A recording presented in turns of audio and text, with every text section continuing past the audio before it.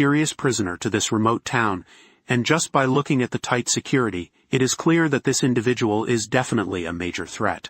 But who would have guessed that their appearance was not coincidental? Shortly after, an unidentified armed group appeared here, and their target is the prisoner who is being held. So what is the connection between this mysterious prisoner and the armed group? As the situation spirals further out of control, the town sheriff finally realizes that he has been caught up in a large conspiracy. And what is the secret that lies behind this town? The story must backtrack 2 days prior. On that morning, a small cozy party was bustling in the neighborhood. The host was an old man named William, who was over 80.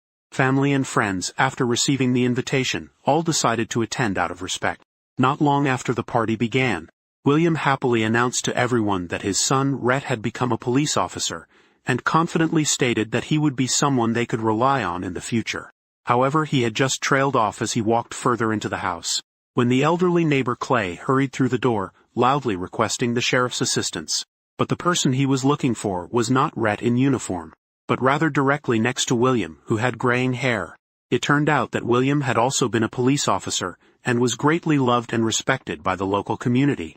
So whenever there was trouble, people instinctively sought him out for help. However, at this point William was retired, so he could only remind the other party that if they were in trouble, they should turn to his son for support. But who would have thought that Clay basically didn't trust the young rookie, and turned away immediately after speaking. Rhett saw this and said nothing afterward, actually telling his father that he wasn't suited for this job. But William didn't think so. He remembered that Rhett had served in the Navy. In terms of combat skills, he was completely capable of taking on this police work, and perhaps he could use this opportunity to overcome his post-traumatic stress disorder. But Rhett said he wasn't sick, just that there were some regrets he couldn't shake off. Then he made an excuse about work to say goodbye to his father, who still wanted to say something. Not long after, Rhett arrived at the shooting range not far from home. At this time in the yard, there was a woman teaching the kids how to shoot targets. Her name was Cassie, someone who loved shooting. At the invitation of the opponent, Rhett wasted no time pulling out the gun from his hip. Aiming at the target in the distance, he fired. The result was of course a bullseye, and Cassie immediately praised him without holding back. Then she picked up the rifle next to her and hit the bullseye as well. Then she looked at Rhett boastfully. But surprisingly, he seemed to ignore her, simply smiling slightly before picking up his cup of water and leaving. After saying goodbye, Cassie, without delay, headed straight to the police station, where colleagues were idly hanging out in the office. After chatting for a bit, Rhett then noticed that there was a man being held in the interrogation room. The man was intently looking at the book in his hands, and seemed completely oblivious to the commotion earlier. Seeing this, Rhett followed the routine and asked a question, to which his male colleague Billy told him that the man had been speeding when there was no speed limit sign present, and there was no identification, not even a name he would disclose. They only traced the vehicle he registered under the name Kimberly Sinclair. Rhett felt that this man did not resemble anyone from the Kimberly family, because the vehicle registration information belonged to a woman, and just 2 days prior, that car had been stolen at a gas station outside of Chicago. It was very likely that the robber was the man standing in front of them. At that moment, female colleague Sarah received a call reporting to the police. The caller stated they had discovered an SUV fallen into a ravine below an old quarry. They hoped the police would quickly send someone to check if there were any casualties.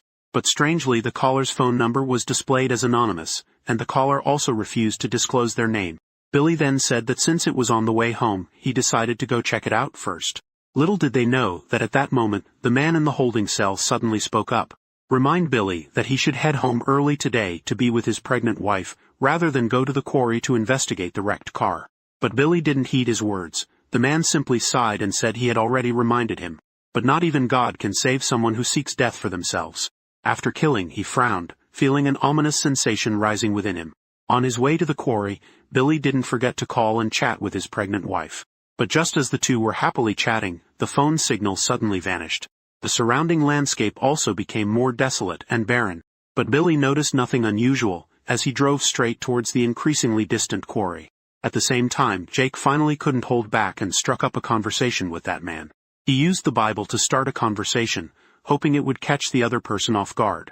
Indeed, the man stood up and walked to the door, but his words made Jake feel uneasy. If I can't leave here before tonight, then there won't be any building that can keep me here anymore.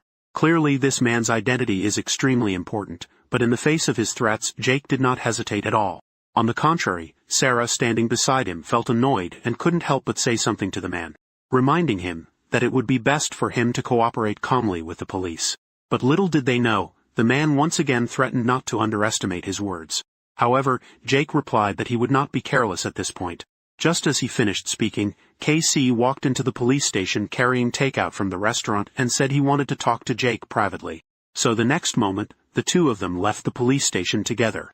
It turns out that this morning after Jake left, KC saw William still busy, and he actively offered to help him organize things in the storage room. Little did he know he would accidentally discover the uniform Jake had hidden. Looking at the two insignias that symbolized honor, she immediately realized that the other person must have a past that no one knew about. So after work, KC deliberately went to the police station to meet Jake privately, and with a sincere expression advised him not to keep everything to himself. Jake was very appreciative but still refused to open up to her. Helpless, Casey could only comply with his words and change the subject, but in her eyes was filled with sadness, as if both of them had unspoken secrets. Elsewhere, Billy had driven to the old quarry and found the SUV that the caller had mentioned. But strangely, according to the displayed license plate, this vehicle was from Illinois. Billy hurried to the car window to take a look. The result revealed that the inside of the locked car was completely empty. He felt that something was wrong, and took out his phone to prepare to report the situation to the police station. But just then a bullet struck his arm. Billy immediately panicked and hurriedly drew his pistol, alertly observing his surroundings. Little did he know that the next moment a bullet struck his leg. By the time he fell to the ground, Billy realized the gunman was on the hillside not far away. However, before he could recover, a group of people in black suddenly appeared. The man in sunglasses quickly approached Billy. Ignoring his desperate pleas, he directly raised his hand and fired another shot. He then slowly sat down, threatening him to disclose how many people were at the police station. Billy immediately thought of the strange man being held in the holding cell. He instinctively refused to disclose the situation at the police station. Who would have guessed that the sunglasses-wearing man would cruelly open fire without saying a word? Ultimately, under the torture of the opponent, Billy had to reveal that there were still 12 people left at the police station. The sunglasses-wearing man then immediately ordered his men to reinforce their numbers. He then disregarded Billy, who was dying, as he drove off in the police car. At the same time, Jack had also verified the identity of that man. The opponent's name is Mason, from a notorious criminal gang. But just the day before, Mason had proactively disclosed his accomplice named Nova and became a key witness to take him down. It can be guessed that the opponent would certainly not easily forgive this traitor. This is precisely why Mason urged them to let him go. At this moment, Jack finally realized the seriousness of the situation. So he hurriedly contacted Billy through Sarah, but whether by radio or mobile phone, there was still no response from the other side. Jack's expression grew heavier, so he quickly thought of a countermeasure. He ordered Sarah to contact the Chicago Federal Investigation Bureau to send someone to handle the remaining matters, while he decided to head to the old quarry to assess the situation. However, Mason in the holding cell revealed a perplexing smile upon hearing this, clearly not believing that the Federal Investigation Bureau would intervene in this matter.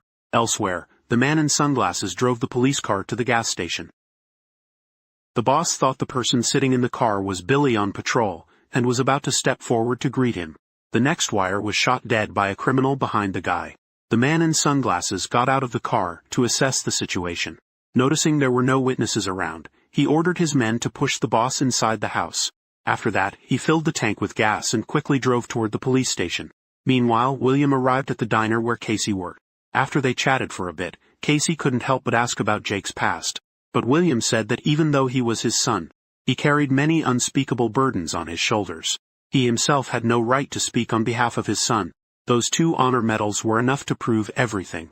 Casey then didn't ask anymore, but did tell William that although Jake still had some reservations, she really liked him and had plans for their future together. The elderly father, William, was of course very pleased to hear this. However, just at that moment, a stranger suddenly entered the diner. The leader is a man wearing sunglasses. Experienced William glanced and immediately recognized that these people had ill intentions. So he reminded Casey, who was about to serve, to be careful, but the owner teased her for being suspicious by nature. William said nothing more but couldn't help glancing at those people a few more times. Unexpectedly, the next moment, the man in sunglasses suddenly stood up and walked over to William. With a not-so-friendly tone, he asked William why he kept looking at him. William of course was not afraid and countered by asking if they had met before. The man in sunglasses immediately understood upon hearing this. It seemed that strangers rarely appeared in this remote town, so he told everyone that they were just passing through and resting for a bit, and after they were full, they would leave right away, so everyone didn't need to be overly tense. William certainly didn't believe these words, but to avoid conflict he ultimately said nothing. Meanwhile somewhere else Jake was rushing to the quarry as fast as he could. On the way, Sarah contacted him saying that she had honestly reported the situation to the Federal Investigation Bureau. The other party indicated that they had Mason's fingerprints. She is currently waiting for a call from the U.S. Justice Department, but the bad news is that Billy's wife is also unable to reach him. Hearing this, Jake felt even more anxious and instinctively increased his speed.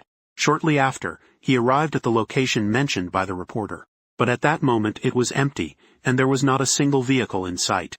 Jake looked around and not seeing Billy decided to leave, but at that moment he suddenly heard a faint sound in his hand. He immediately hurriedly followed the sound to find its source. Indeed, it was discovered that Billy was seriously injured. The opposing party, in a dying state, struggled to tell Jake that someone was looking for the man held in the police station. They had to be extremely careful, and then they completely breathed their last just as Jake was still grieving over his friend's death. Sarah received a call from the field office of the Federal Investigation Bureau. The person in charge, named Ed, said he would quickly come to take Mason, who was being held in the police station. After hearing this, Sarah immediately sighed with relief. But unexpectedly, as soon as he hung up the phone, Ed informed a man wearing sunglasses that Mason was still confirmed to be at the police station. The opposing party, upon hearing this, immediately revealed a satisfied smile. Seeing this, William's unease grew even stronger. So he immediately stood up to say goodbye to the owner of the bar. As soon as he stepped out of the restaurant, he saw a black SUV from Illinois. He couldn't help but ask the thug of the man in sunglasses why they drove to such a remote place. The other party then pretended to casually say that they just wanted to take a long drive. However, this question also made his thug cautious. To avoid alerting the enemy, William could only pretend nothing was wrong and leave. And it seemed he didn't notice the police car parked at the corner across from the restaurant. After William left, the man in sunglasses got up and walked to the counter where he wanted to ask the shop owner about the situation of the town sheriff. Little did he know that the other party was very cautious, and the owner, who was busy in the kitchen, directly came out to invite him to leave.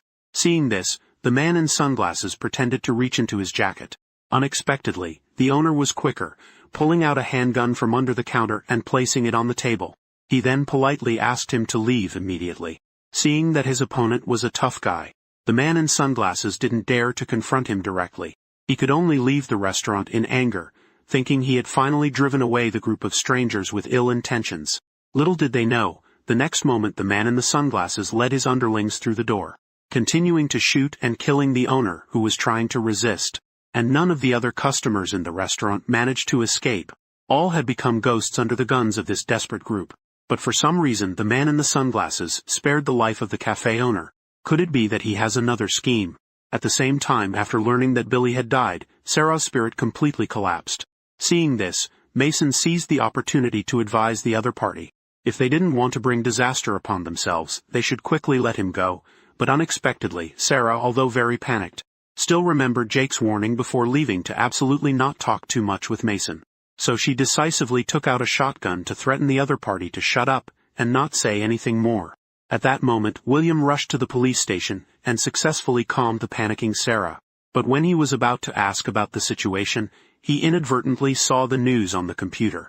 It turned out that the man wearing sunglasses who appeared in the diner was Nova, the one who was betrayed by Mason.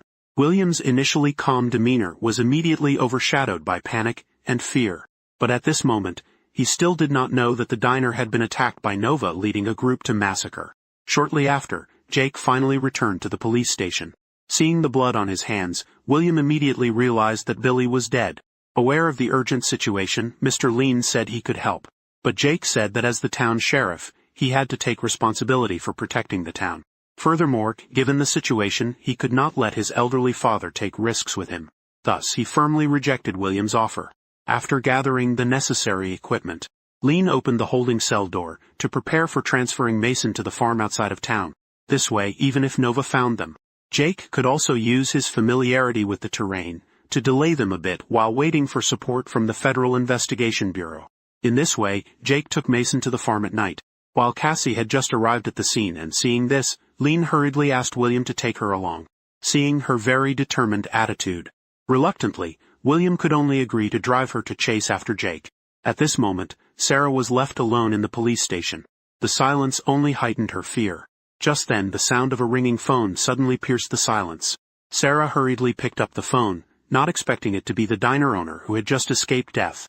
She said that the diner had been massacred by a group of thugs, and they declared they would kill the town sheriff. Upon hearing this, Sarah's face went pale. She quickly reassured the owner that she would send someone to the diner to protect her. But little did she know that just as she finished speaking, Nova had led a group of people into the police station. Fortunately, Sarah quickly reacted and hid under the table so she wasn't discovered. Seeing the police station empty, Nova prepared to leave in anger. Unexpectedly, at that moment, Sarah was so frightened that she accidentally made a noise. In the end, he couldn't escape the enemy's evil grasp. Somewhere else, Jack rushed Mason back to the farm at the fastest speed. As soon as he entered the building, Jack quickly brought the opponent into a relatively safe restroom. But just as he was about to take the next step in the plan, he discovered that both his father and Cassie had returned to the farm. Inside, he immediately felt both anger and worry, not wanting the two to be involved in this matter. However, Cassie completely ignored his anger, and went straight into the villa to retrieve his shotgun. Meanwhile, William hurriedly turned off all the lights and closed the curtains. During this time, Mason had tried to negotiate peace with Nova or simply get himself released. As a long-term partner, he understood the opponent's ruthlessness very well, but the three of them were oblivious. Especially for Jack, because Mason was arrested by the police just for speeding. As the town sheriff, he is responsible for ensuring the safety of others. It is even less acceptable to hand over a key witness to the criminals. They quickly armed themselves, waiting for the final confrontation to come. At that moment, William suddenly hurried to find Jack. He said that no matter what happened tonight, he would always be proud of him. And he reminded his son that Cassie is a good girl, never to miss out on her. These words felt like farewell advice, but Jack was too busy setting traps to think much about it. He simply replied with a sentence and walked outside. He was just seen hiding a gas canister under the dry branches. Then he took out the prepackaged explosives arranged near the entrance to the farm. Then he went inside the building to free Marshall. His father handed him a gun, because Jack believed that the enemy of his enemy is his friend. To survive, Marshall would surely put all his effort into resisting Nova's attack. Meanwhile, Nova was completely unaware as he led his convoy quickly to the farm. He cautiously got out of the car and surveyed the surroundings. Unexpectedly, at that moment, the floodlights outside the farm suddenly turned on. The bright lights blinded them, causing them to momentarily miss the trap at the gate. Then one of the henchmen walked up. This scene unfolded too suddenly. Nova regained his composure and quickly shouted for his men to hide. He then decisively ordered someone to shoot out the floodlight above. However, at that moment, the four people inside the building had found their hiding spots, holding their breath as they awaited the enemy to walk into the trap. After a while of seamless coordination, they easily eliminated the first group that stormed the farm. Z also took the opportunity to return inside the building, but Nova could not let it go easily. Shortly after, a flurry of bullets rained down on them. The glass door shattered, and the four could only temporarily retreat to a safe area. Fortunately, except for Marshall who was grazed by a bullet, the other three were unharmed. Nova looked at the silent house, the corners of his mouth lifting in a victorious smile. He then used the police car's radio to frantically yell at the people inside, saying that if they just handed over Marshall, he would consider leaving someone alive. He even boasted by naming Billy and Sarah, referring to the tragic deaths of their friends. Jake's face was filled with sorrow, but then a flame of anger ignited in his eyes. Of course, he was not willing to compromise so easily, but he didn't know how to buy more time. In a life-and-death situation, Jake suddenly remembered the gas canister he had set up. So he hurriedly signaled to Cassie, the best shooter. The opponent, of course, did not disappoint, and quickly detonated the mechanism at the main gate. This helped the entire team buy a little time. Then she resolutely took action and shot down an approaching man. But even so, it couldn't stop Nova's frenzied attack. Everyone could only struggle to find a hiding place to avoid the dense bullets like fog. Moreover, one of the henchmen stealthily crept out the door and prepared to launch a strong attack. Fully aware that the situation was extremely urgent, Jake hurriedly pulled a grenade from his backpack and carefully hid behind the door, to strike the opponent with a surprise blow. Then, thanks to his trained hand-to-hand combat skills, he easily countered and successfully eliminated the enemy. At the same time, Mason also confronted a henchman head-on. Fortunately, he nimbly ducked behind the wall while the opponent was reloading. A single shot successfully sent that guy on his way, neutralizing the immediate threat. Meanwhile, Williams' performance remained undiminished as he successfully shot down a guy who had gone upstairs. But during the process of closing the door, he carelessly got ambushed by someone and was injured in the arm. Fortunately, at a critical moment, Red arrived just in time to save him. This counterattack achieved a great victory. Hearing the gunfire gradually fade, Nova felt increasingly anxious and uneasy. He recklessly charged into the building, only to unexpectedly confront Marshall. The two said nothing as they squeezed their triggers, and eventually Marshall fell first. Seeing this, Nova was about to finish off the opponent. Unexpectedly, at that moment, Rhett suddenly appeared behind, threatening Nova to surrender. Then Marshall shot dead the last thug of the opponent. However, even though he knew the larger situation was lost, Nova was not easily defeated. He still wanted to continue looking for a chance to counterattack, but was ultimately shot dead by Marshall. Meanwhile, outside the building, loud screams could be heard. It turned out that William's old friend Clyde had brought people to successfully resolve this crisis. And after this battle, the stubborn old man Clyde finally acknowledged Jake's identity as the town sheriff. I hope you can be like William, protecting the peace and tranquility of this town. Here the movie ends. The film is set in a seemingly normal town. Through the plot gradually revealing layers, it uncovers the shocking secrets hidden beneath the town, while also showcasing the complexity and darkness of human nature. Among them, the character of the town sheriff, played by Charlie Hunnam, is prominent and multifaceted. Through his nuanced and rich performance, he fully embodies a character torn between justice and reality. The audience can deeply feel the character's inner conflict and turmoil, while the directing style of James Benford in this film is fully expressed. He excels at creating an atmosphere through tense rhythms and clever cinematography, keeping the audience in a constant state of suspense. Every detail in the film is meticulously designed, from the arrangement of the scenes to the characters' costumes. It all serves the development of the story and the expression of the theme, while also being an action horror film. The action scenes in the film are designed very uniquely.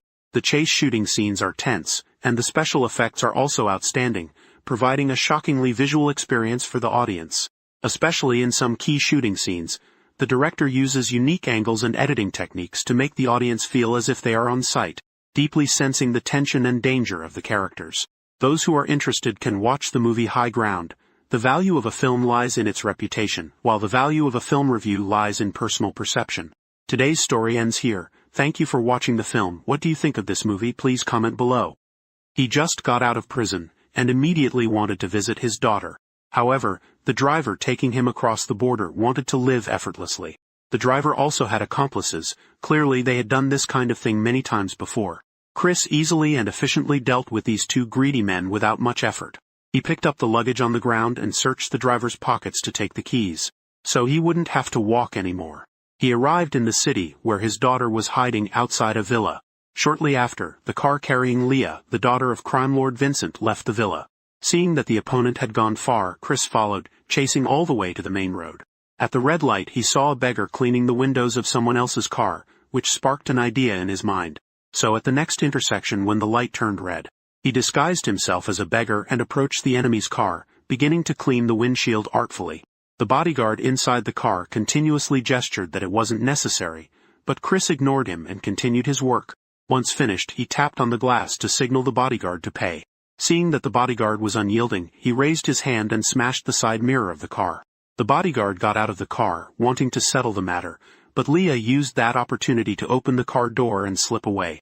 After incapacitating the bodyguard, Chris immediately drove their car to chase after her and soon blocked Leah's path. Leah, a bit panicked, fumbled and ran in the opposite direction. Chris chased after her, grabbed the girl and stuffed her into the trunk of the car. He sped away just 1 second before the bodyguards arrived. When Vincent learned that his daughter had been kidnapped, he was extremely furious. He couldn't imagine who would have the audacity to kidnap his daughter. But then, the vague description from the bodyguard about the kidnapper's appearance only made him furious. Without hesitation, he struck him with the club. Vincent ordered his subordinates to announce a reward to find clues about his daughter. However, he didn't know that Chris was driving Leah away from this city. Along the way, Leah was very smart, continuously banging on the trunk. Reluctantly, Chris had to stop the car to warn the girl by opening the trunk. Unexpectedly, as soon as he opened it, the girl took the opportunity to escape.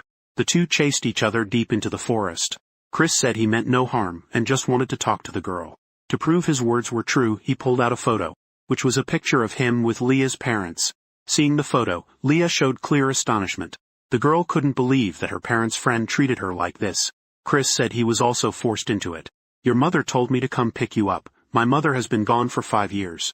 Your mother told me to promise that, if anything happens, you will find me and take me away from Vincent. Chris said so much, but it didn't make Leah let her guard down. Reluctantly, he pulled out his weapon and handed it to the girl. This was his good faith. But Leah fundamentally didn't believe there were bullets in the gun. Let's see if it fires a shot. As soon as she got in the car, Leah changed her mind, demanding that Chris immediately turn around and take her back or she would shoot. Chris clearly would not do that, and did not believe that Leah would shoot. But this time he was wrong. Leah really pulled the trigger. Luckily, there were no bullets left in the gun, just the useless clicking of the firing pin. He turned back and roared at Leah. Leah refused to back down and replied loudly. The cramped cabin of the car immediately filled with the strong smell of gunpowder. At that moment, the car inconveniently signaled that it was running low on fuel. Chris angrily punched the steering wheel to vent his frustration. However, when Chris got out of the car to refuel, Leah looked towards the group of people fixing a car not far away. Taking advantage of Chris's distraction, she opened the door and ran outside, constantly shouting for help. As Chris chased after her, he was surrounded by the crowd. Leah ran to the public phone booth. She wanted to call her dad to save her. Chris desperately tried to explain, but no one believed him. A fight broke out between the two sides. As he took down people, Leah managed to contact her dad. Vincent was about to ask where his daughter was when Chris interrupted their call. Leah was shoved back into the car to prevent her from causing trouble again, but Chris had tied her hands. But this still didn't calm the girl down. Chris warned the girl to behave or he would continue locking her in the trunk. "Who are you to control me? I am your father." This statement had a powerful effect, leaving Leah stunned in place. Chris said that he was the biological father of the girl. Although Leah was somewhat skeptical, throughout this journey, no matter how much trouble she caused, Chris never laid a hand on her. Perhaps what he said was true. Chris took the girl to a restaurant. Leah rarely did not resist. Although he knew his daughter was alive, Vincent had no clues about where she was. He was burning with anger, but had no idea that his assistant was secretly leaking this news to the rival assassin Kovo. That year, for unknown reasons, Vincent severely injured Kovo, even causing him to lose an arm. Since then, the two became enemies who could not play together. Coincidentally, the assistant intended to replace Vincent to become the crime lord. So he wanted to take this opportunity for Kovo to kidnap Leah, in order to eliminate Vincent, ultimately clearing the way for himself to rise to the highest position. It was indeed a meticulous plan. During the meal, the girl asked Chris, "If you say you are my dad, then where have you been all these years?" Chris felt a bit awkward, but eventually told Leah that he had been in prison. However, when Leah asked why, Chris didn't answer but looked at the diamond necklace around the girl's neck. It was a gift he gave to the girl's mother on her birthday years ago. Hearing Chris mention her mother made a wave of longing surge in the girl's heart. The girl didn't understand why her mother committed suicide that year, but Chris said it wasn't true. Her mother could very well have been brutally harmed by Vincent. Little did Chris know that this statement would ignite Leah's anger. She believed Chris was lying to her. Vincent couldn't do something like that. However, just as the words ended, the sound of a gun being loaded suddenly echoed nearby. A fully armed group of people appeared. They all came for Vincent's bounty. Their clear intention was to kill Chris and take Leah away while Chris was struggling with the thugs.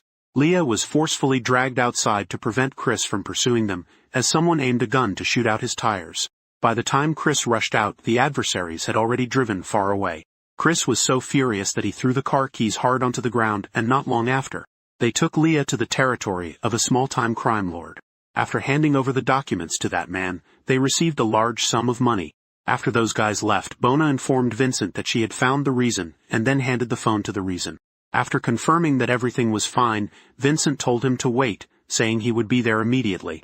But instead of rushing, she asked Vincent if he had any connection to her mother's death. This question left Vincent stunned, but after a brief moment of thought, he continued to deny his daughter's question. He said he was the child's biological father. If the previous question had only surprised him, this one was an absolute shock. Just as I was about to ask further questions, a gunshot rang out nearby. After checking the surveillance camera footage, Bona discovered someone was massacring his gang members, and to avoid having his money stolen, he secretly left. The one who arrived was the notorious killer Kovo, even though he had now lost an arm. However, his combat power did not decrease but rather increased, and his ferocity surpassed what it used to be. He killed people like cutting grass without a shred of psychological burden. Dozens of Bona's men were no match for him. Bona was terrified by the opponent's tactics, hurried back to his room to call for backup, but was knocked out by Leah using a decorative item. Bona's men outside had been brutally killed by Kovo, making it nearly impossible to carry out an effective attack.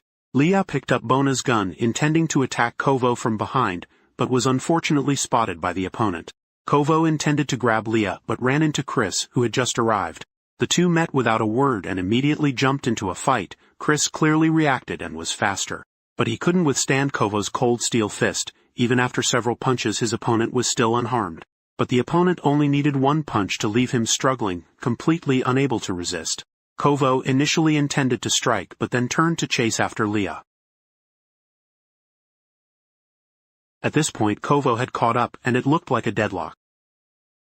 But in the next moment Chris charged out, colliding with Kovo, causing both to break through the window and fall onto the roof of a car on the first floor. As soon as they stood up, they were met with a heavy barrage of bullets from Bona.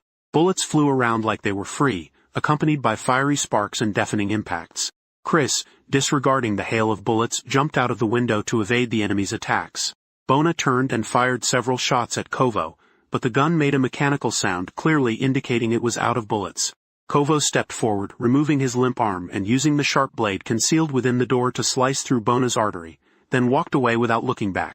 Lee was very brave. This collision successfully gave them a chance to survive. The two people ran without stopping, but not long after they left, Vincent arrived with his men. However, it was still one step too late. Corpses lay scattered everywhere, and no one survived. All were killed with a single lethal blow. On the surveillance screen in Bona's office, Vincent saw Kovo. The haunting shadow this man had left on him was still vividly clear. Now rescuing his daughter would become even more difficult, and after escaping with Lisa, Chris intended to recount the story between him and the girl's mother. But when the topic touched on Vincent, the two ended up arguing. Even now, Lisa still believes that her mother's death has nothing to do with Vincent. Although Chris told the little girl that his 15 years in prison were all Vincent's doing. But Lisa still believed Vincent, and instead thought Chris was just talking nonsense. Chris also understood that if he wanted Lisa to see Vincent's true colors, he had to provide concrete evidence. Soon the way, he told Lisa some stories about their past together. Back then their relationship was very close, and they worked together very well. Together they robbed banks, together they stole ancient artifacts and never failed.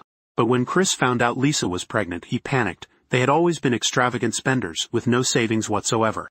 So to ensure Lisa's safe birth, they discussed and decided to pull off one last heist before retiring and living anonymously. As always, this mission went very smoothly, and the money earned was enough for them to live happily for the rest of their lives. Lisa asked Chris how he was arrested. He replied that it was due to Vincent's trap. He deliberately left a clue that led straight to Chris's home at the scene, causing his arrest and a 15-year prison sentence. Chris bitterly added that Lisa's mother also stopped caring about him, a truly unfortunate situation. But that doesn't prove he killed my mother. To this moment, Lisa still believes that Vincent would not harm her mother. The conversation between the two ended unhappily. Not long after, Kovo woke up next to the car that had hit him, following the trail to a nearby restroom. The collision, while not fatal, still tore a wound on his forehead. He calmly took a needle and thread to stitch up the flesh, his expression emotionless, as if he were repairing a mechanical part with no warmth at all. This extraordinary calm is more terrifying than the bleeding wound. Just finished treating the wound and stepped out of the bathroom. Kovo heard the two henchmen in the car next to him pointing at him. Kovo, not at all angry, slowly walked over to them. Clearly, the two henchmen did not realize that in front of them stood a demon. They arrogantly got out of the car, provoking, under the illusion that their numbers could intimidate him. They thought themselves kings, but in reality they were nothing but fools. Kovo easily got hold of a car. He then started driving in search of Chris and Lisa until late at night, and Chris, to keep Lisa safe, stole a car by the roadside, intending to take her to his sister's house in the U.S. to seek refuge. Although living conditions would be much worse, at least they could save their lives. However, Lisa flatly refused. Here, there's a school she loves, close friends, and dreams for the future. Moreover, Vincent treats her very well. She just wants to stay here, and doesn't want to go anywhere. She even seized this opportunity to scold Chris. You plan to throw me away and then leave, wanting to be a father who abandons his child? Chris looked at Lisa stubbornly, speechless and full of worry, not knowing what to say. However, just at that moment, the owner of the car returned. Ignoring his attempts to stop her, Lisa jumped out of the car. Chris, angrily aiming his gun at the car's owner, didn't notice Lisa sneak into the car. As soon as she got rid of the car owner, Lisa hit the gas and sped away. Chris wanted to stop her, but how could two legs outrun four wheels? Furious, he could only roar in place. While unsure of what to do, he noticed a car approaching. Chris ran over to try to block the car, but the driver had no intention of stopping. As Chris dodged, he vaguely sensed that the other party had ill intentions. In the blink of an eye, the car disappeared down the road. Meanwhile, after creating enough distance from Chris, she looked for a spot by the roadside to park, and wanted to call Vincent to pick her up. The girl also noticed the yellow car that appeared, but thought the other party was just passing by, so she continued to make her call without paying attention. However, when she finally saw the face of the person in the car clearly, she became frightened. The girl turned and ran for her life while Kovo closely followed behind. Lisa looked for a tool and hid away to prepare for a surprise attack on Kovo, but the outcome was not surprising. The girl completely underestimated this cold-blooded assassin. A little girl couldn't handle him. Kovo had a strange habit. Every time before he killed his target, he would offer them an apple. And this time was no exception. Lisa gathered all her courage to take the apple and bit into it hard. Kovo watched Lisa chew with delight, but soon after, Lisa's expression changed. Lisa ran frantically to escape from Kovo. At that moment, the girl suddenly heard Creed's voice calling, as if it were a lifeline. However, when the girl saw Creed, Kovo also appeared behind her. Kovo started shooting at Creed without a word. Bullets hit surrounding objects, creating countless sparks. Creed also seized the chance to counterattack. It seemed like an evenly matched shootout, but in reality Kovo held the upper hand. He was waiting for Creed to stand up again. Lisa had become Kovo's hostage, trembling with fear. Losing his initial advantage, Creed reluctantly dropped his weapon. Without weapons, they became targets for their opponent. Kovo tied Lisa to the car and then bound Creed as well. He grabbed Creed and struck him down with the gun's butt. Kovo wanted to know who was constantly preventing him from capturing Lisa. Kovo asked Creed, almost shouting who it was. Lisa adamantly corrected him, emphasizing that Creed was her biological father. Upon hearing this news, Kovo was a bit surprised. After glancing at Creed, he directly knocked him out. When Creed reappeared in the frame, he was hanging from a large banyan tree in front of the church, shortly after Vincent arrived. It was clear that Kovo had informed him. The two brothers, once as close as blood, had now become bitter enemies, wanting nothing more than to crush each other to dust. Vincent originally intended to take this opportunity to kill Creed. In his eyes, Creed's existence only affected the relationship between him and Lisa. But upon further thought, he realized that Creed might still be useful. Vincent immediately ordered his men to lower Creed. On the way back, Vincent received a call from Kovo. He told him to come to the place where he had once been dismembered. His daughter is there, Kovo didn't forget to add. Oh, and by the way, please send my regards to your helpful assistant. Hearing this news, Vincent became furious. He drew his weapon and fired a shot, finishing off the assistant. He had never been merciful to a traitor. Creed was curious about the feud between the two, and Vincent slowly recounted. That year he hired Kovo for a mission. Unexpectedly, the opponent acted beyond the limit, revealing crucial information that put him in danger. Subsequently, Vincent sent 15 elite henchmen to hunt down Kovo. The result was that all 15 were killed, while Kovo only lost an arm. Now he had become an immortal demon, instilling fear in the assassin world. With blood on his hands, Creed's expression grew heavier as he listened. Soon after, the vehicle arrived at the agreed location. Vincent divided his henchmen into 3 small teams to search for his daughter's whereabouts, while Creed sneaked alone into the abandoned factory. However, Vincent's henchmen were unexpectedly weak. All that could be heard were a few agonizing screams, then there was no more movement. Vincent followed the sound to the location. Seeing a subordinate's corpse hanging from a beam, another body dangling beside it. Just as he set the corpse down, Kovo's sharp blade sliced into his neck. Kovo escorted Vincent through the deserted path until they encountered Lisa, who was being held captive there. Their reunion was filled with overwhelming joy. But at that moment, Vincent noticed the iron chain welded tightly to Lisa's wrist. Next to it hung a sharp saw. Kovo began to operate the chain, slowly tightening it. Lisa's desperate screams caught Chris's attention but also revealed his position. Kovo raised his gun and immediately chased after the two, plunging into the chaos. Taking advantage of their struggle, Vincent rushed to the top of the conveyor belt, trying to turn it off. However, as he got closer, he discovered that there was a gigantic crusher at the end of the conveyor belt. He tried to press all the buttons, but there was no response at all. The machine was still operating normally. He searched for a metal rod, trying to jam it into the machine, but it was futile. In despair, he had to grab the saw, preparing to cut off his daughter's arm to save his own life. But after many attempts, he still couldn't bring himself to do it. On the other side, the fight between Chris and Kovo intensified. Chris was agile, but he couldn't match the mechanical iron fists of Kovo. Do you think Vincent killed the girl's mother? Actually, he hired me to make her and her mother disappear. I also took the opportunity to find a little fun while I was at it. Hearing this, Chris became even angrier, his strikes becoming sharper and more brutal. Rage made Chris completely abandon defense and fight recklessly. Even when hit, they did not back down, only knowing how to attack relentlessly. Both poured all their strength into every move, targeting each other's weak points after knocking Kovo down. Chris immediately rushed towards Lisa, but Kovo wasn't about to give up easily. He immediately reacted, chasing after and continuing to fight Chris, who was burning with anxiety. He leaned and delivered a flying kick that pushed the opponent back, continuing to rush towards Lisa next to the grinder. But Kovo, like a hungry leech, clung on and pursued. When Chris arrived, Lisa's body had been dragged by chains to the edge of the grinder. In a moment where everything hung by a thread, Kovo had caught up. Chris was forced to fight, and during the struggle a sharp blade stabbed straight into his abdomen. Kovo kicked him down, and Chris completely lost his ability to resist. Lisa cried out in despair, and Kovo turned to grab Vincent, pressing a dagger to his throat. He ordered Vincent to tell Lisa the truth about what he had done, in exchange for revealing how to stop the grinder. Under the blade held close, Vincent trembled and uttered an apology to his daughter. Explained that he had to stop the girl's mother. He said Lisa's mother wanted to take the girl away from him and separate them, and he couldn't let that happen. Finally, in a bitter confession, Vincent admitted he had paid Kovo to kill Lisa's mother. Vincent's words added more despair to Lisa's fearful gaze as she looked at the shredder about to engulf her.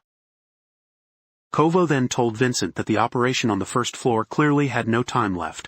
But at that dangerous moment, the hard diamond bit through the chain, allowing Lisa to escape safely.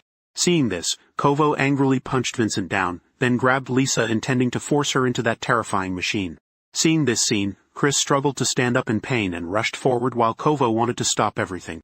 The two of them violently shoved each other, gradually pushing towards the edge of the railing. Kovo intended to push Chris off the platform, but didn't notice Vincent approaching. Vincent held a saw to Kovo's neck.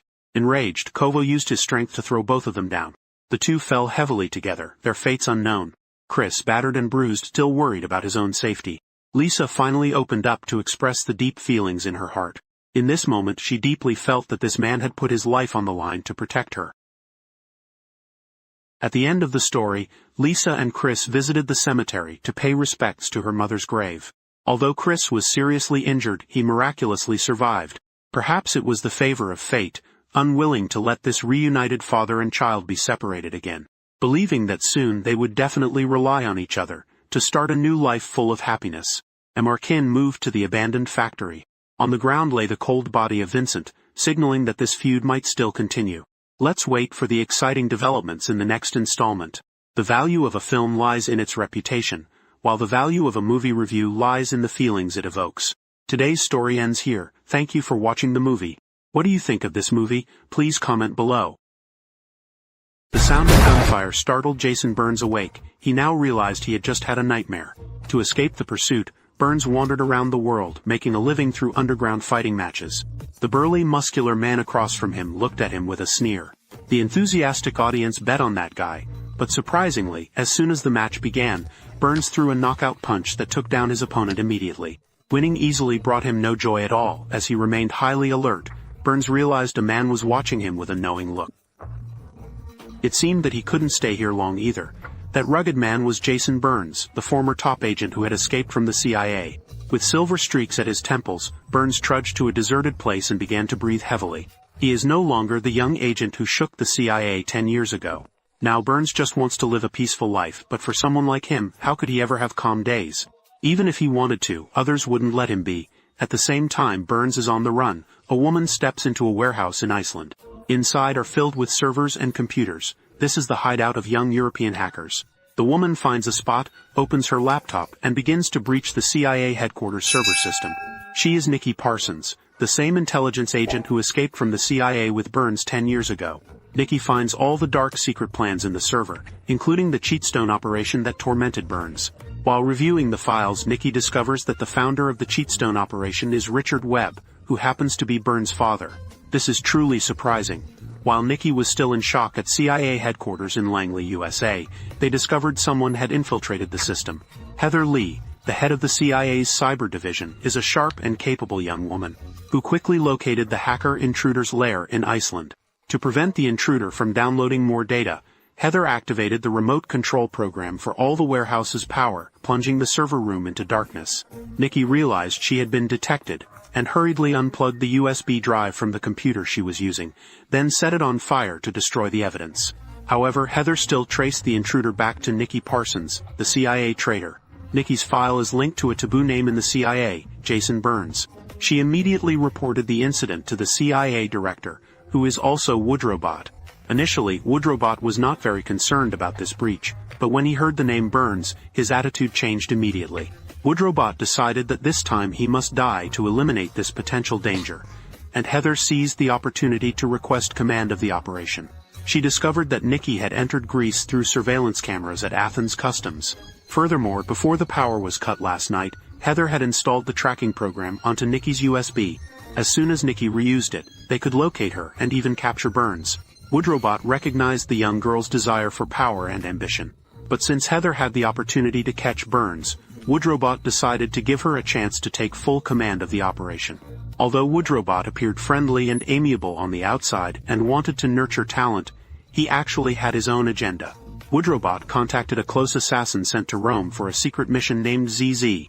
Being a top agent like Burns, as soon as ZZ heard the name Burns, he immediately agreed to take the mission, at that moment in Athens, Greece. Jason Burns was still unaware that his peaceful life was about to be swept into a new bloody storm. Burns had not had an easy life these past few years. He had been going from place to place, making money only through boxing, which meant he was always sporting bruises on his face. During a match, Burns suddenly spotted a familiar face in the crowd. He intended to show off a bit more, but he quickly decided to finish off his opponent. As he stepped down from the ring, Burns found a piece of paper in his bag. Nikki had arranged to meet him in 1 hour at Syntama Square, Athens. Being former spies in hiding, they had to meet very cautiously to avoid being followed. Indeed, the CIA had begun to monitor Nikki. They controlled all the security cameras in the city of Athens. Nikki chose Syntama Square as the meeting point because it was chaotic due to protests against the public debt crisis. She can take advantage of the crowd to avoid surveillance. The situation in the square is becoming increasingly tense. The people are starting to clash with the riot police. The streets are becoming chaotic. Nikki turned around and saw the person she had been longing for day and night. Burns has arrived. She wanted to tell Burns some things right away, but he pulled her away immediately. Standing still to talk right now is too dangerous. At the C headquarters, in front of the monitoring screen, Heather Lee immediately recognized Nikki by her distinctive hair. She hurriedly informed the action team to make the arrest. While walking, Nikki told Burns that she was collaborating with a hacker named Eugene Zisso to sabotage the C. She had discovered a large amount of documents about the organization's secret activities, and she found an even more dangerous plan called Iron Hand. However, Burns believed that this was not related to him. Now he doesn't want to be involved with anything related to the C anymore. He just wants to live in peace. Nikki had to reveal the true purpose of seeking out Burns. It turned out she discovered his father's name in the G-Stone operation files. Everything is connected to his father. Nikki believes that Burns needs to see those classified documents. At that moment, Burns noticed C agents moving towards them. He hurriedly pulled Nikki away from there. In front of the large screen, everyone saw Burns' face through the agent's camera. That legendary man had truly returned. To shake off the pursuers, Burns arranged to meet Nikki at the Athena statue, and then the two temporarily parted ways. He would handle the pursuers. C Director Woodrowbot ordered everyone to closely follow Burns and to use their weapons if necessary. The agents drew their handguns and chased after him. Burns suddenly appeared, attacking two agents in the cramped train car. He proactively chose terrain that favored him to fight against the majority. Burns quickly took down two agents. However, the scuffle attracted the attention of the Athena Tactical Task Force. Burns hurriedly left the train car, blending into the chaotic crowd. He knocked down a passing motorcycle officer, then seized the motorcycle and sped away. Behind him, a riot police unit was closely pursuing. Just then, ahead, a high-pressure water truck had been taken over by the protesters. Upon seeing Burns, the protesters allowed him to pass but sprayed water at the riot police behind, causing them to tumble over. Meanwhile, the CIA headquarters had informed ZSS of Burns' location. He drove quickly towards the target. Nikki had arrived at the foot of the Athena statue and was waiting, but the CIA's second task force had surrounded the bridge. Just at that critical moment, Burns appeared. He took down the second task force and then picked up Nikki to leave. Just then, a silver fifth-generation Volkswagen Golf GTI came racing in. ZSS had arrived, realizing that the opponent was not easy to handle, so Burns hurriedly drove away. ZSS stepped on the gas to chase after Burns. The two cars raced after each other through the smoke-filled streets of Athens. Hazard Lee used the urban tactical data from the Athens police and even satellites. Thanks to high-tech support, the chase route for both was clearly displayed. Although Burns' motorcycle was very suitable for navigating narrow streets. But with Hazard's coordination, ZSS was aware of the traffic situation ahead and stayed close behind Burns. Seeing the main road completely blocked, Burns suddenly turned onto a stairway road. ZSS did not react in time and crashed into the wall. As he stepped out of the car and prepared to aim, Burns had already sped off the stairway. ZSS immediately changed tactics. With Hazard's help, he found a high vantage point. He quickly ran up to the rooftop balcony, and without hesitation shot the civilians on it. Then he chose a suitable sniping position and readied his Scar assault rifle, modified for sniper use. Hazard informed him that Burns would pass through the road in front of him in 11 hours. Sure enough, shortly after, through ZSS's scope, the figure of Burns glided through the thick smoke as gunfire erupted. Burns and Nikki fell to the ground, with Nikki hit by a bullet, writhing on the ground. She was fully exposed in ZSS's crosshairs while Burns collapsed behind the car, out of his sight. At this moment, the Athens Special Forces stormed the building where ZSS was hiding, because the helicopter discovered 3 corpses on the rooftop. Hazard Lee ordered ZSS to withdraw immediately. However, ZSS was intent on killing Burns, so he flatly refused while keeping his eyes fixed on where Nikki lay. He believed that Burns would show up to save her. Burns truly wanted to save Nikki, but Nikki was fully aware of the danger and did her best to stop Burns. Seeing Burns about to rush out, Nikki used all her strength to turn and face the bullet from ZSS. Nikki used her death to save Burns. This foolish woman had fallen in love with Burns since the 3rd installment. For the past 10 years he had only been a shadow in her heart. Burns might truly be a comet, as all the women who loved him died right in front of him. Burns reached out to take the key that Nikki was desperately trying to give him. This was what Nikki left for him in the final moments of her life. It must have been very important. On the roof across when the special forces stormed in, ZSS had long since vanished. On the cold street of Athens, only Nikki's lifeless body lay alone. Afterwards, Hazard Lee sought out the director of Sea Waterport to ask about her concerns. Why does ZSS hold such a grudge against Burns? Is there a deep-seated feud between them that no one knows about? The booth informed her of the answer. ZSS was once an agent in the Black Beria operation. At that time, he was on a covert mission in Syria. Because Burns exposed the Black Beria operation to the world, ZSS was captured and brutally tortured. It took C 2 years to rescue him. Thus, Jason Burns became the sworn enemy of ZSS. Burns relied on the logo on the key to locate the locker at the subway station. He opened locker number 17. Inside the suitcase was a HK USB 9mm handgun. This was what Nikki left for him for protection. Burns didn't like using guns, but he still tucked the gun away on him. Next, he saw a metal box. Inside the box was an encrypted USB drive. This must be the important data that Nikki wanted Burns to see. Burns also found a red notebook. In the notebook, Nikki wrote that the Cheatstone operation had been upgraded to the Iron Hand operation. And all these plans were connected to Burns' father, Richard Webb. At the bottom of the page, Nikki also wrote that Burns was always being watched. In the corner of the notebook, Burns saw the address of the hacker Eugene Zizzo that Nikki mentioned in Berlin. That was his next destination. At the same time in Washington, D.C., Aaron Canlu, the founder of the largest social network in the U.S., was giving an impassioned speech. The Deep Dream platform he led developed has 1.5 billion users worldwide. He boldly declared to the fans that Deep Dream would ensure the privacy of all users, with no one being monitored.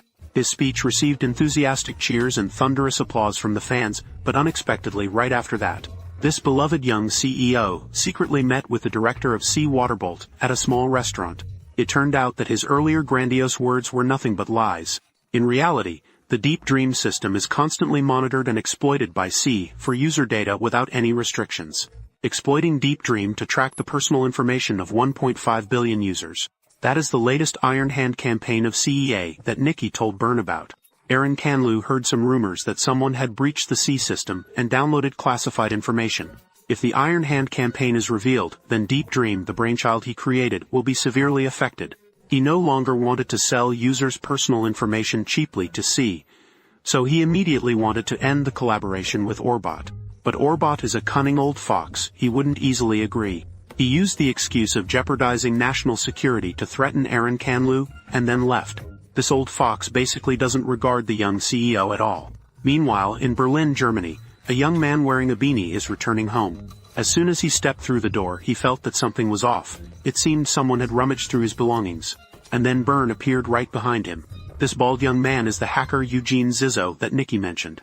Zizzo is smart. He immediately figured out who was in front of him. After all, for anyone investigating CIA's secret plans, Byrne is a legendary figure. Byrne cut to the chase, tossing the encrypted USB that Nikki left for Zizzo and asking him to decrypt it. The tracking virus that Hazer Lee installed immediately sent a signal. Hazer quickly located the position of the USB that appeared. She quickly reported to her bot that Byrne had reappeared. Her bot immediately perked up. He dispatched the action team stationed in Germany to the target location. Hazer Lee sensed that her bot was a bit startled. Perhaps Byrne wasn't targeting the CIA at all. Maybe he just wanted to clarify some things related to himself. But it seems her bot was hiding some secrets related to Byrne, not allowing any mistakes to happen. Hazer Lee gradually began to suspect her bot. At this point, Zizzo had finished decrypting the file for Byrne. While Byrne was reviewing it, Zizzo tried to pull him in. He wanted to convince Byrne, like Nikki, to become his ally to overthrow the corrupt government together. But Byrne only wanted to find the truth. He didn't want to disrupt any status quo, so he bluntly rejected Zizzo. Zizzo's face suddenly darkened. Byrne discovered that his father, Richard Webb, was the one who initiated the Cheatstone operation. This truth was hard for him to accept. Then in the more detailed documents, Byrne found the photo from the last time he met his father. This was before he took part in the Cheatstone operation. Byrne recalled that meeting. It seemed his father had something difficult to say. He had to go to Washington to take care of some very important matters. Then after he left, his father was killed in a car explosion. Byrne witnessed that tragedy firsthand. While Byrne was lost in his sorrowful memories, Zizzo suddenly attacked him. Zizzo pulled out a metal rod and struck Byrne. Unarmed, Byrne broke a chair leg to use as a weapon and quickly took down Zizzo. Everything happening in the room was clearly displayed on the large screen of the C, because Heather Lee had activated all the cameras in this neighborhood in Berlin. She also remotely connected to Zizzo's phone in the room, trying to wipe out the sensitive data Byrne was looking at. As Byrne was slowly reviewing more documents, the computer screen suddenly went black. Heather Lee had wiped the data just as Byrne was about to leave when the phone on the table suddenly rang. It turned out that her bot had asked Heather Lee to call this number directly. Her bot was speaking directly to Byrne for the first time. He told Byrne that his father was a patriot. His death was a sacrifice for America. Therefore, her bot hoped that whatever Byrne wanted to do, he would stop all actions that could harm the CIA. Her bot spoke to Byrne in such a sincere tone that it was noticeable. He wanted to buy time to keep Byrne waiting for the action team to arrive. Realizing Erbot's evil intentions, Heather Lee had betrayed him. Len took out her phone and quickly sent a message to Byrne while her bot wasn't paying attention. Just as Byrne was hesitating, he received a message informing him that an action team was on its way. With only 2 minutes left, Byrne hurriedly left the room. Just as the agents rushed up the stairs, Byrne slipped down using the metal panel of the elevator. The arrest operation failed again. Her bot looked at Heather Lee. He suspected that this girl was playing tricks behind his back but had no evidence. Although Byrne had disappeared again, the CIA examined the last document Byrne had looked at. It was the file of a man named Smith who was currently in London. He was once one of the participants in the CIA's Cheatstone operation. It is very likely that Byrne would seek this person to clarify the cause of his father's death. Hearing this, her bot immediately wanted to send GSS to London to eliminate Byrne. But unexpectedly, Heather Lee outright opposed it. Her bot looked at the young girl in disbelief. He couldn't believe that she dared to contradict him in front of everyone.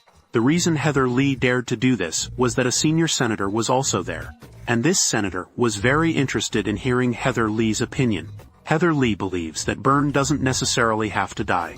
If Byrne can be brought back to the CIA, it might be more valuable than killing him. Heather Lee thinks she can talk to Byrne. Perhaps it would make him change his mind and return to the CIA.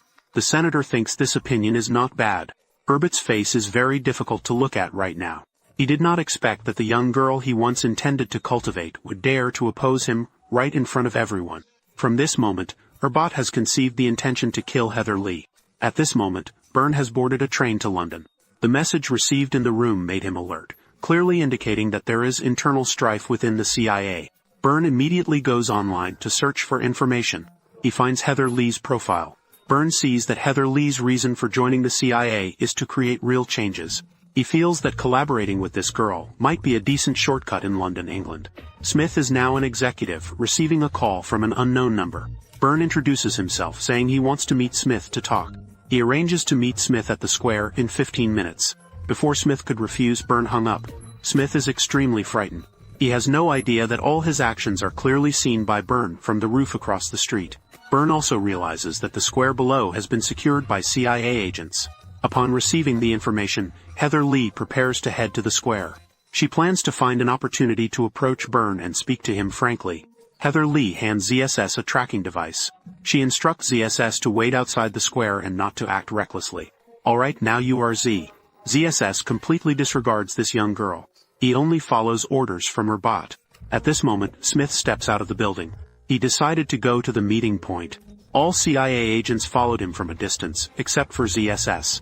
ZSS secretly contacted her bot through another channel, and then threw the tracking device that Heather Lee gave him into the trash. He still wanted to kill Byrne. Hearing this, her bot broke into a smug smile.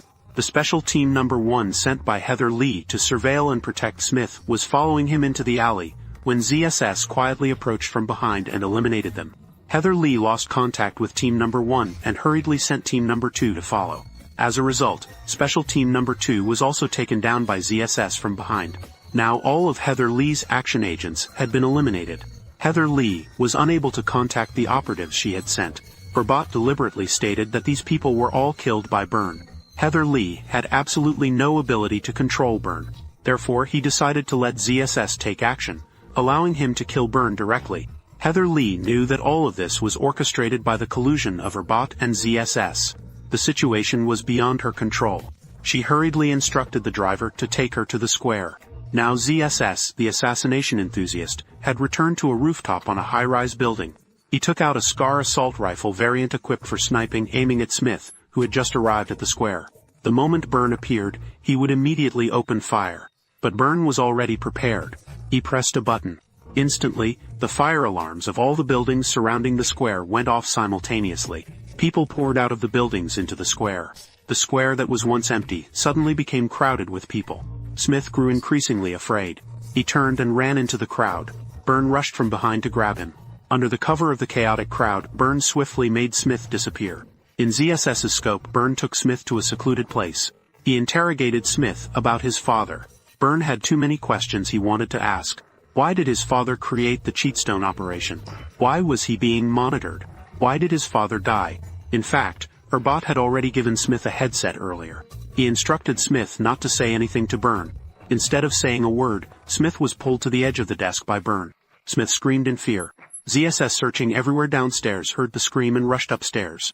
Byrne couldn't understand why his father created Cheatstone without telling him, only to die right before his eyes. He didn't even know who killed his father. Unable to hold it in any longer, Smith finally revealed the reason. It turned out his father died because of Byrne. In fact, his father only requested permission for the Cheatstone operation and did not participate in any activities. And the first person selected by the Cheatstone operation was Byrne's son. After learning about this, Richard Webb, Byrne's father, planned to go to Washington to expose the matter to the White House in exchange for Byrne's freedom. Afraid that the incident would be exposed, her bot sent ZSS to assassinate Byrne's father. Therefore, Bot and ZSS are the culprits who killed Byrne's father. This is also the reason why her bot must kill Byrne. At this moment, ZSS had arrived. He raised his hand and shot at Byrne to escape, causing Byrne to jump down the stairs. Byrne fell to the ground unconscious. By the time ZSS pushed through the crowd, Byrne had disappeared. As Byrne was about to leave, he saw Heather Lee's command vehicle approaching nearby. He punched the window of Heather Lee's vehicle to get in. Heather Lee initially intended to find Byrne to talk, but unexpectedly, Byrne sought him out. But as soon as Byrne got into the vehicle, he asked where her bot was. Heather Lee told Byrne that her bot was currently in Las Vegas. He will attend the 2016 Developers Conference, along with the CEO of Deep Dream. Knowing Erbat's schedule, Byrne was about to leave, but Heather Lee handed him a phone to stay in touch with him. Byrne didn't understand why she did that. Heather Lee told him that their goal was the same, to kill her bot. And so a small alliance against her bot was formed.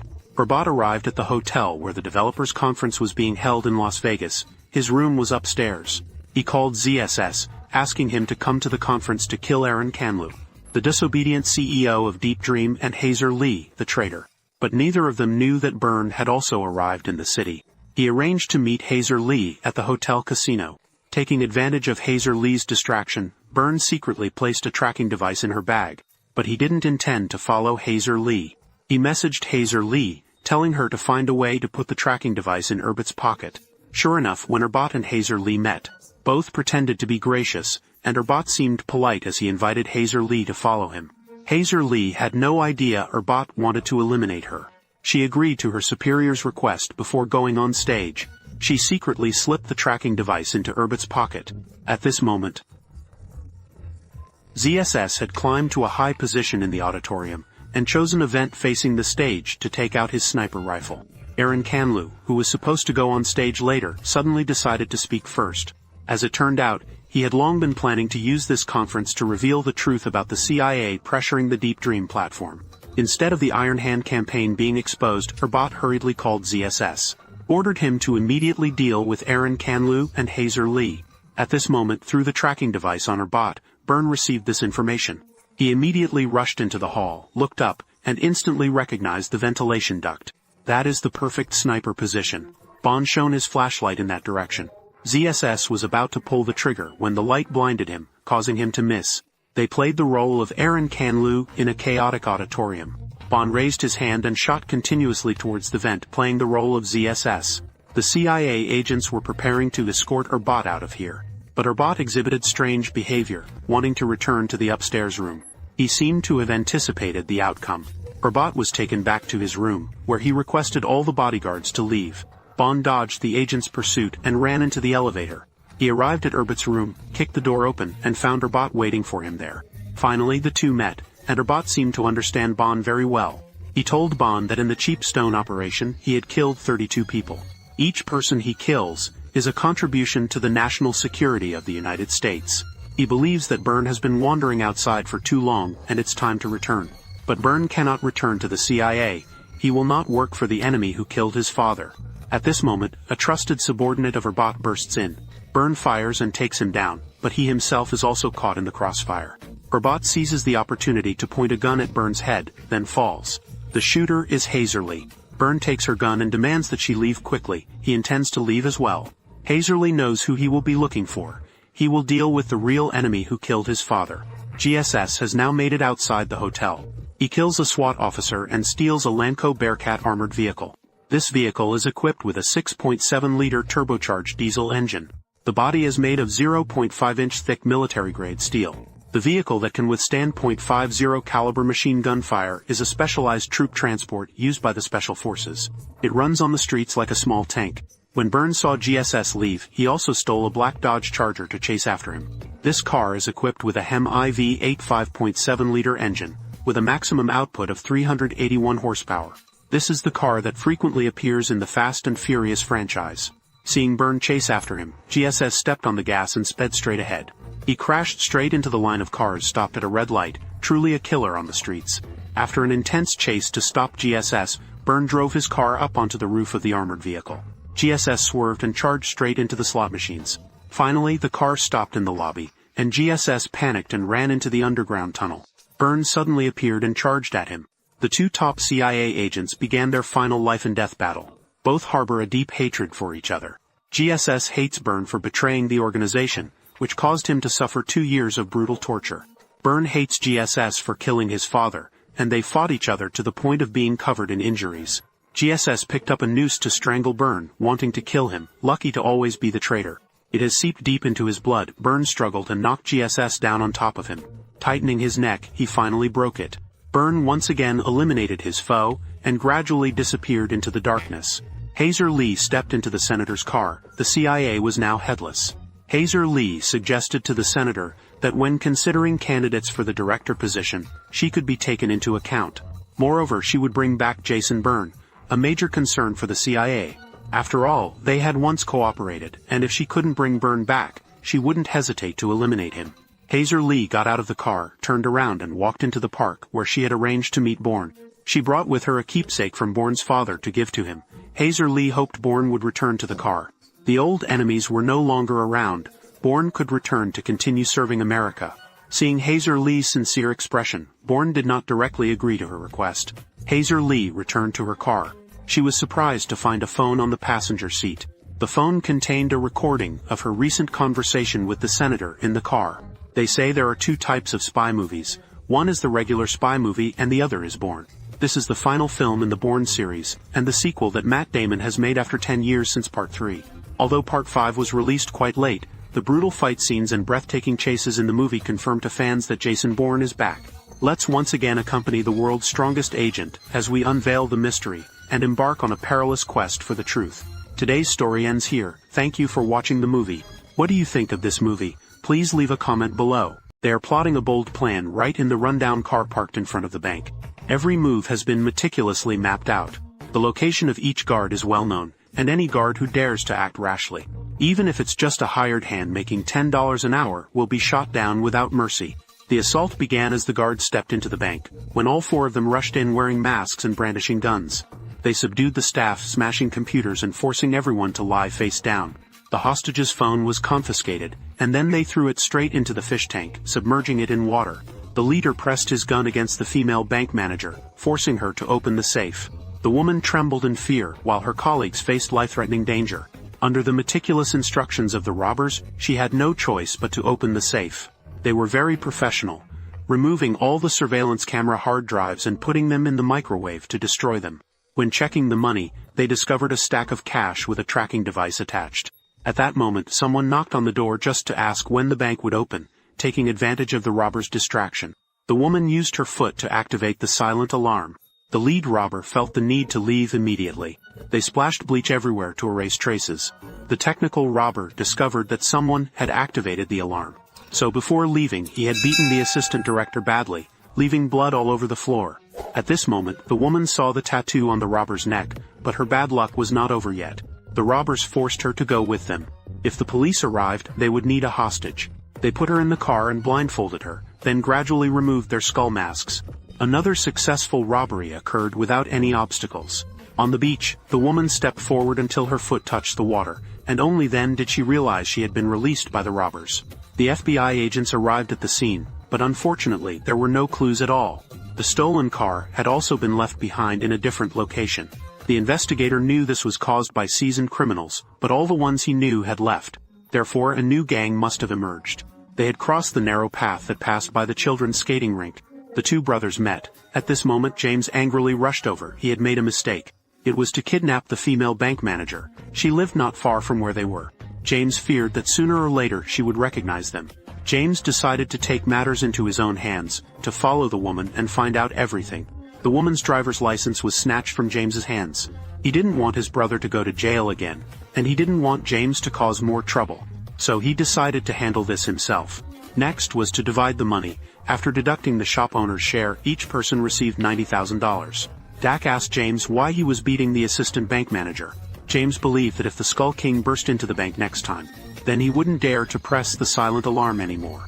At the same time, the investigator questioning her noticed she was very scared and still in shock. The investigator said that he would catch them, and that he knew where the robbers were. Last year, Boston had 370 robberies, and most of the professional robbers came from this square mile area, which is called Charlestown. Bank robbery is a profession here, and he hoped Claire wouldn't be afraid and would cooperate actively. They will definitely catch the robbers. The two brothers went to the flower shop to give a portion of the money to Fergie. Fergie is a source of information and helps them launder money. After splitting the money, it was time for entertainment. Dak never drinks alcohol. He orders himself a glass of juice to sip slowly. That woman is James's sister. She and Dak once had a beautiful love affair, but now she has a 2-year-old child. But she doesn't know whose child it is. Dak has never asked.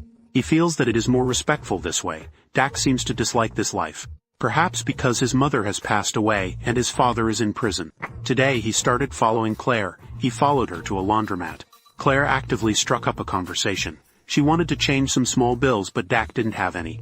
Seeing the bloodstains that hadn't been washed out on the clothes, Claire couldn't hold back her tears. She still hasn't escaped the trauma of the robbery. Dak stood up to comfort her and took that opportunity to get closer.